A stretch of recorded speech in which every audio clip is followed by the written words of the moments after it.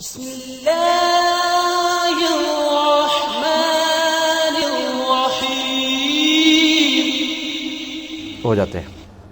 جی پرچیوں والے سوال تو ختم ہو گئے. سر جو یہ 99 قتل والا بتایا ہے وہ تو کسی حقوق اللہ اور حقوق العباد ہے. جب تک اللہ تعالیٰ معاف نہ کرے بندوں کو جو قتل کرتا ہے، مثلا ایک شخص نے میرا قتل کیا تو اس کو جب تک میں یا میرے بڑے صاحب معاف نہیں کریں گے، اللہ تو اپنے حقوق معاف کرتا ہے. پھر وہ کہ ہاں جی میں بتاتا ہوں. یہ 99 قتل والے معاملے میں بھی یہ جو انہوں نے ہائی لائٹ کیا کہ جی وہ تو حقوق العباد کا معاملہ تھا، اللہ تعالیٰ نے کیسے معاف کر دیا. پہلی بات یہ ہے کہ جو یہ پبلک میں مشہور ہے نا کہ اللہ تعالیٰ معاف نہیں کر سکتا حقوق العباد کو، یہ تو کلمات کفر ہے. اللہ کی مرضی معاف کرے. مجھے بتائیں کہ حقوق العباد بڑی چیز ہے یا شرک اور توحید کا مسئلہ بڑا ہے؟ وہ والا مسئلہ بڑا ہے نا. وہ بھی اللہ کہتا ہے دنیا میں کوئی توبہ کر لے میں معاف کر دوں گا. اچھا یہ جو بات کی جاتی ہے نا کہ وہ اللہ تعالیٰ معاف نہیں کر سکتا، یہ نہیں بولنا چاہیے. یہ کہنا چاہیے کہ بندے نے معاف کرنے ہیں. اللہ تعالیٰ کی یہ ریکوائرمنٹ ہے کہ بندہ ہی معاف کرے، لیکن یہ قانون نہیں ہے. اللہ تعالیٰ چاہے تو ایک بندہ ضد میں آ جاتا ہے جی میں نے معاف ہی نہیں کرنا، اس کو بھی اللہ تعالیٰ پھر راضی کروائے گا قیامت والے دن. یہ حدیث ملتی ہیں.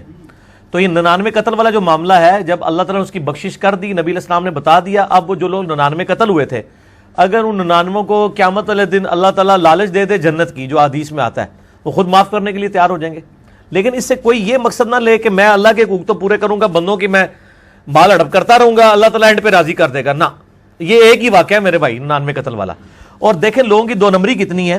لوگ یہ 99 قتل والا واقعہ پیش کرتے ہیں اور اسی طریقے سے وہ بخاری سے ایک حدیث پیش کرتے ہیں جی ایک عورت تھی بدکار تھی، اس نے موزے میں کتے کو پانی پلا دیا، اللہ نے بخش دیا. او اللہ چاہے تھے جناب کوئی چھوٹی جی نیکی تے بھی بخش سکتا ہے.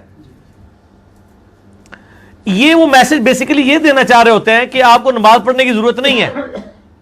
نبی علیہ السلام یہ میسج نہیں تھے امت کو دینا چاہتے. آپ نے اس کو بیلنس کیا ہے. آپ نے یہ بھی بیان کیا اور ساتھ ہی اسی بخاری میں حدیث ہے کہ ایک نیک عورت تھی، اس نے ایک بلی کو قید رکھا اور وہ بھوکی پیاسی مر گئی، اللہ نے اسے دوزخ میں پھینک دیا. تو اللہ تعالیٰ اگر چھوٹی بات کی وجہ سے کسی بندے کو معاف کر سکتا ہے نا تو چھوٹی سی بات کے اوپر پکڑ بھی سکتا ہے. یہ آپ نہیں فیصلہ کر سکتے کہ جی فلاں گانے والی ہے وہ ہر مہینے 11ویں دیتی ہے تو اب اللہ تعالیٰ اسے بخش دے گا اور یہ کر دے گا وہ کر دے گا. آپ نے نہیں فیصلہ کرنا. یا فلاں گانے والی وہ جی 27 رمضان کو فوت ہو گئی ہے تو اب بخشش ہو جائے گی. بخشش بھائی نئے منی کو ملی ہوئی ہے جو عشرہ مبشرہ ہیں یا اصحاب بدر ہیں یا اصحاب شجرہ ہیں. باقی سب کے بارے میں آپ کی اسیسمنٹ ہے، وہ اللہ کو کوئی دھونس نہیں کسی کی. آپ دیکھیں یہ حدیثیں نہیں بیان ہوتی ہیں کہ چھوٹی سی بات پہ پکڑ بھی سکتا ہے. یہ جو چھوٹی اللہ تو بخش دے گا، یہ بیلنس کیا کریں. اور دوسری طرف جب ہم ان کو کہتے ہیں چھوٹی سی بات پہ پکڑ بھی سکتا ہے تو وہ اس کا بھی الٹا مطلب لے لیتے ہیں، کہتے ہیں تائیں تیسی کہنے نیکی کرنے کا فائدہ ہی کوئی نہیں، جب پکڑنا ہے تو چھوٹی سی گال دے بھی پکڑ لے گا. وہ بھی اس طرف چل پڑتے ہیں. تو یہ اپنے ساتھ تماشا کر رہے ہوتے ہیں. تو یہ بڑا سینسٹیو معاملہ ہے. ان کو میں صرف یہی کہوں گا کہ عقل نہ ہوئے تھے موجیں ہی موجاں، عقل ہوئے تھے سوچے ہی سوچا. جن کو عقل نہیں ہے وہ موجیں مار رہے ہیں، جن کو عقل ہے ان کو سوچیں. سیدنا عثمان غنی رضی اللہ تعالیٰ عنہ وعلیہ السلام کو 3 دفعہ جنت کی بشارت ملی ہے. ایک دفعہ جب زمین انہوں نے مسجد نبوی کی توسیع کے لیے وقف کی، دوسری دفعہ کنواں کھدوایا، تیسری دفعہ جو غزوہ تبوک کے موقع کے اوپر 700 اونٹ لدے ہوئے، آج کا وہ اربوں روپیہ بنتا ہے، کروڑوں نہیں اربوں. ٹھیک ہے، اللہ کی راہ میں خیرات کیے. اس کے بعد تو نبی علیہ السلام فرمایا عثمان جنتی ہے اب جو مرضی کرے. تو عثمان نے کیا پھر نیکیاں کرنی چھوڑ دی تھی؟ جامعہ ترمذی کھول کے دیکھیں، سیدنا عثمان کے بارے میں جامعہ ترمذی میں آتا ہے کہ جب وہ کسی بھی قبر پہ کھڑے ہوتے تھے تو اتنا روتے تھے کہ آنسوؤں سے داڑھی تر ہو جاتی تھی. تو لوگ پوچھتے تھے آپ کو تو جنت کی بشارت ملی ہوئی ہے. انہوں نے کہا میں نے نبی علیہ السلام سے یہ بھی سن رکھا ہے کہ قبر آخرت کی منزلوں میں سے پہلی منزل ہے، جو یہاں پہ پھنس گیا اس کی اگلی منزلیں اور مشکل ہو جائیں گی، اور جو ادھر سے نکل گیا اس کی منزلیں اگلی آسان ہو جائیں گی. تو میں آخرت کے معاملے میں اللہ سے ڈرتا ہوں. میں اس پہ کہتا ہوں واقعی جنت کی گارنٹی انہی کو دی جاتی ہے جنہوں نے بعد میں اس کا ناجائز فائدہ نہ اٹھانا ہو. سانو لب جاتا اسی کتے قابو آنے ہیں کسی دے. گارنٹی بھی انہی کو ملی ہے جن کے بارے میں اللہ کو پتا تھا کہ یہ گارنٹی لے کے بھی ادھر ادھر نہیں ہوں گے. ٹھیک ہے، ورنہ تو ہر بندے کو کہا جاتا نا، ایک مجلس میں 10 بندوں کو تو نہ کہا جاتا ابو بکر فی الجنہ، عمر فی الجنہ، عثمان فی الجنہ، علی فی الجنہ، طلحہ فی الجنہ. زبیر فی الجنہ، عبد الرحمن بن عوف فی الجنہ، سعد ابن ابی وقاص فی الجنہ، ابو عبیدہ ابن جرح فی الجنہ، اور سعید ابن زید رضی اللہ عنہم اجمعین وعلیہم السلام اجمعین. تو یہ گارنٹی تو نہ ان کو ملتی، انہی کو ملی ہے جن کے بارے میں کانفیڈنٹ اللہ اور اس کے محبوب صلی اللہ علیہ وآلہ وسلم کہ یہ اس کا کوئی ناجائز فائدہ نہیں اٹھائیں گے. کیا مذہب کا لفظ اور اس کا کانسیپٹ اسلام میں بدعت ہے؟ اگر نہیں ہے تو اس کا اوریجن کیا ہے؟ یہ میں بتا چکا ہوں نا، بدعت کوئی نہیں ہے. یہ جو ہے نا وہ ایک سمجھانے کے لیے ٹرمز ڈیوائز کی گئی ہیں. اس کی بنیاد پہ فرقہ واریت نہ کی جائے. اسکول آف تھاٹ ہو سکتا ہے کسی کو ایک بات سمجھنے میں سمجھتا ہے کہ میں اس معاملے میں اس چیز سے ایگری کرتا ہوں، ایک کے ساتھ پکے نہ لگ جائیں، ایک فرقہ نہ بنا لیں.